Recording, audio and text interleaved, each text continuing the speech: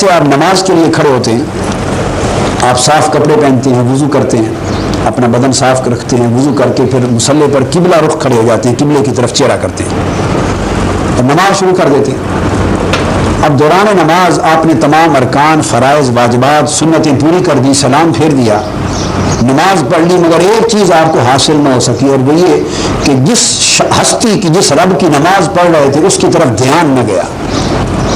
دھیان میں کبھی اپنی منسٹری رہی، کبھی اپنا فورن افیئرز رہے، کبھی انارکلی رہی، کبھی ہاسپٹل رہا، کبھی گھر کے کام کاج رہے، کبھی آپ انٹرنیشنل روٹ پہ جا رہے ہیں اس کے احوال رہے۔ یہ فطری سی بات ہے۔ اب میں تصوف اور فقہ اور شریعت کا ربط بتا رہا ہوں۔ اس نماز کے بارے میں اگر آپ ایک مسئلہ پوچھیں گے ایک فقیہ سے، ایک عالم سے، مفتی سے، کہ میں نے یہ نماز پڑھی مگر دھیان میرا مسلسل گھر کے کام کاج اور مسائل میں الجھا رہا، وہ کہے گا نماز ہو جائے، ہو گئی، کیونکہ نماز کے ہونے میں دھیان آپ کی قدرت میں ہی نہیں ہے، وہ نہ فرائض میں ہے، نہ واجبات میں ہے، نہ سنن میں ہے۔ یہ بات امپورٹنٹ ہے۔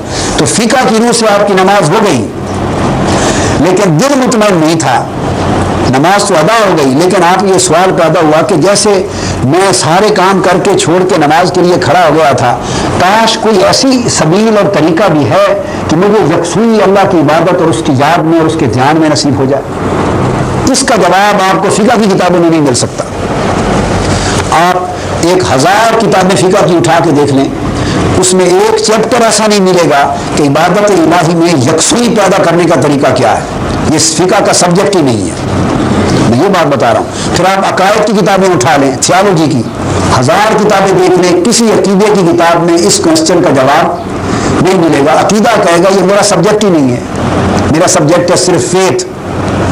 فقہ اور شریعت کہے گی میرا سبجیکٹ ہے حلال اور حرام بتانا، احکام بتانا، یہ کرو یہ نہ کرو، یہ تمہاری قلب و باطن کی کیفیت ہے۔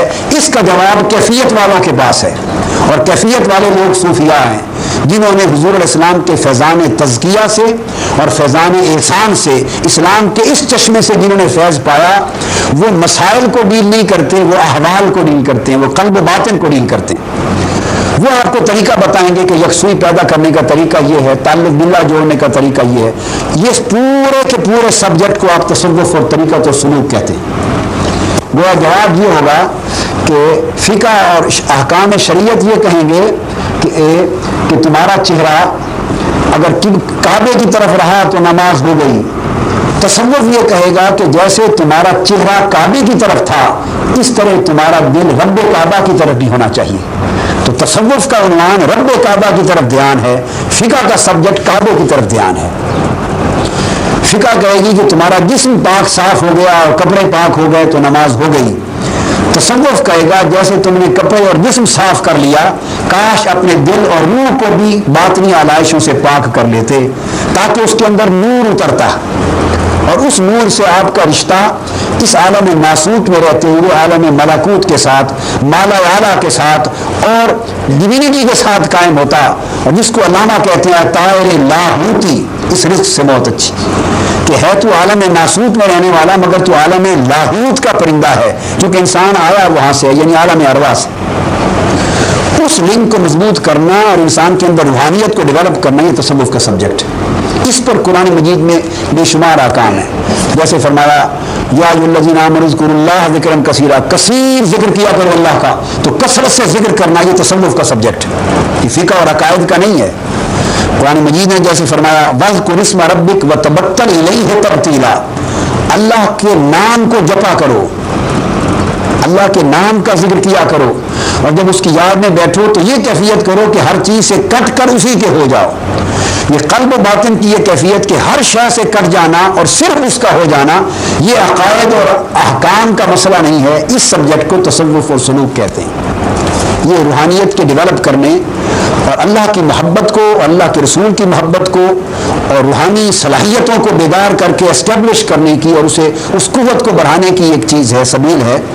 اس لیے وہ تمام مادی حملے جو انسان کو اللہ کے تعلق سے دور کر رہے ہیں اور توکل سے دور کر رہے ہیں اور ایمان کی کیفیتوں سے محروم کر رہے ہیں، ان کا نہ عقائد کے زور سے جواب دیا جا سکتا ہے، توڑ ہو سکتا ہے، نہ علم کے زور سے توڑ ہو سکتا ہے۔ وہ کیفیتیں آپ کے دل کو متاثر کر رہی ہیں اور ان کا علاج بھی بطریق دل ہوگا، بطریق عقل نہیں ہوگا۔